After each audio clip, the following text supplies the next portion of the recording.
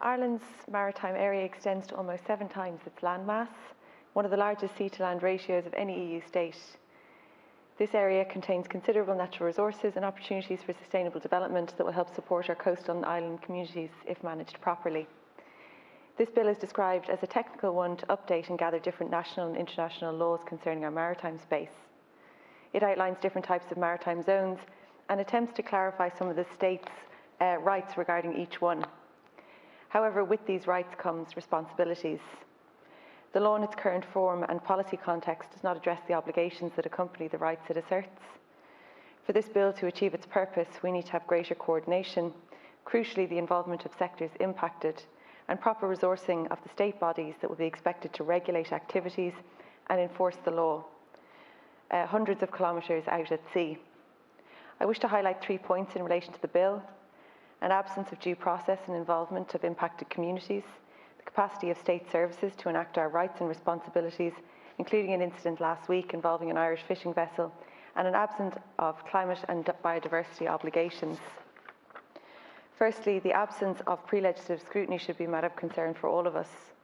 Not only does pre-legislative scrutiny enable a full exploration of the implications of the bill, it allows affected communities and industries to share their perspectives and concerns. Without that process, the law will be pushed through with disgracefully little input.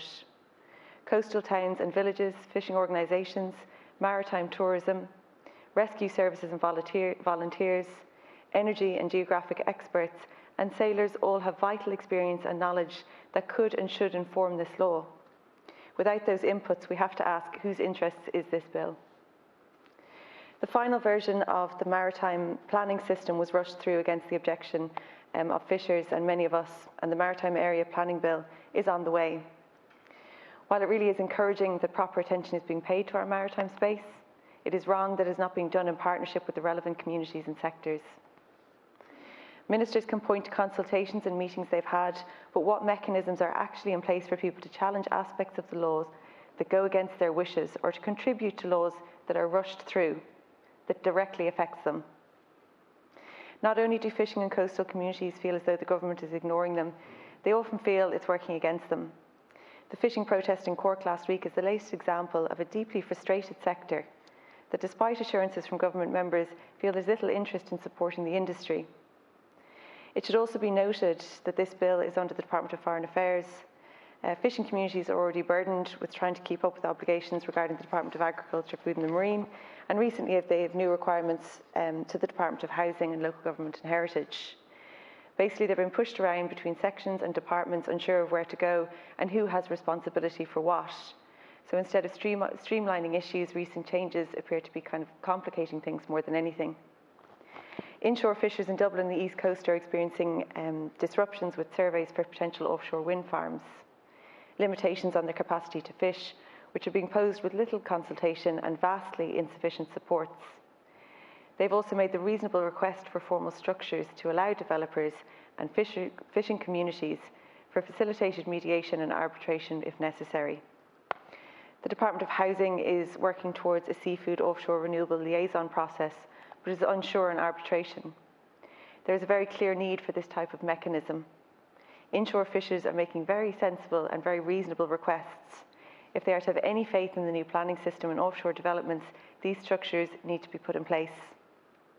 If government and civil servants had listened to these concerns earlier, liaison processes might already be operating and functioning.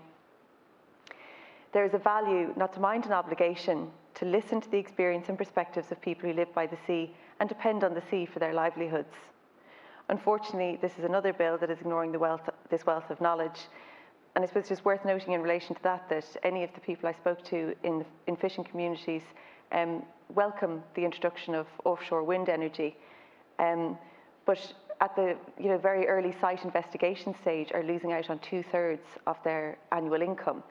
And that's just the site investigation stage. So what are they to expect when it comes to the actual construction stage?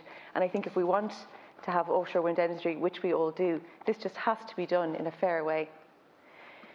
Secondly, this bill's assertion of different rights is only as good as the capacity to regulate and enforce those rights. Regrettably, it is clear we lack that capacity at the moment, not to mind addressing the contents of this bill. The Naval Service is the clearest example of this. Due to years of underinvestment, we lack the personnel to operate our ships. Speaking at the Foreign Affairs and Defence Committee last week, Gerard Gwynnon, General Secretary PDA Fora, explained that numbers of personnel actually available to go to sea is extremely limited. In some instances, vessels worth tens of millions of euro are idle for the lack of appropriately trained staff. We know from media reports that 1/3 of our fishery patrols have been cancelled by naval services so far this year, and that the state has had to rely on EU ships to patrol fishing waters due to naval shortages. There is little point in bringing in new maritime jurisdiction law without the necessary resources to make it operational. Without investment in our naval service, the Sea Fisheries Protection Authority, rescue teams, scientific researchers and other relevant groups and bodies, this bill is just performance presented as substance. The incidence of a Spanish trawler involved in a dangerous confrontation with Irish fishermen last Friday, and another trawler being detained for allegedly fishing illegally in Irish waters, indicates the type and scale of issues that do arise. In the case of the confrontation, the affected fishermen said they felt the state services were not available to support or help them. This is a very real reminder of the issues at stake. This is not just a technical bill, it concerns the lives and livelihoods of coastal communities, the same communities who have been denied input into it. Finally, the bill has no reference to climate and biodiversity obligations. It references renewable energy, geothermal energy and fossil fuels, but is light on the corresponding climate and biodiversity dimensions. At a time when the government is progressing the Climate Action Bill and is committed to legally protecting about 30% of our marine areas, it's contradictory and nonsensical not to have explicit references to our environmental obligations in this. There are numerous international laws and EU directives that intersect with this bill, and they are not sufficiently included or considered. If we are to take the climate and biodiversity crisis seriously, these matters need to be present in all relevant laws, including this one. It is essential that this law provides both rights and responsibilities.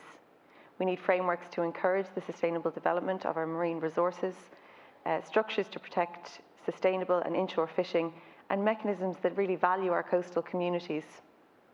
This law is an opportunity to outline and promote our marine space and potential, but it needs to be done with due process and, most importantly, in partnership with those affected. Thank you.